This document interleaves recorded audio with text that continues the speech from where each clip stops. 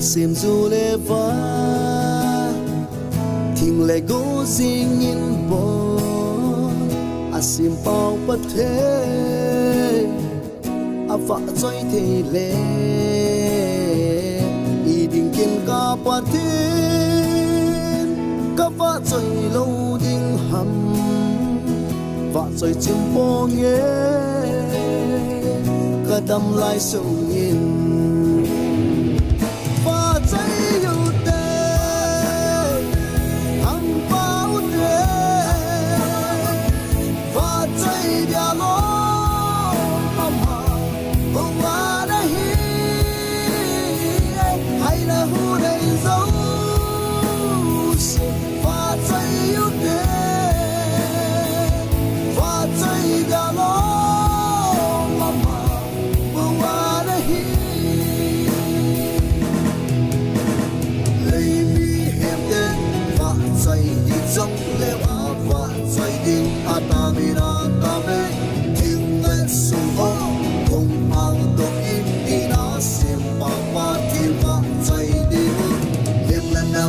trên băng cài phá dây ưu tiên thiên ba xem xe lâu ấy bỏ bê dễ ôm về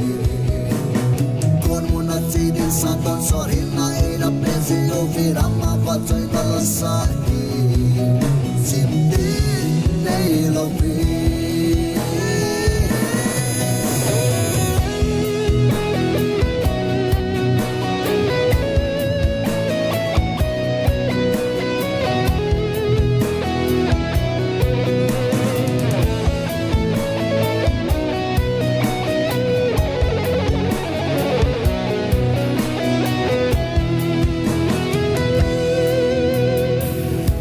xem du lê vã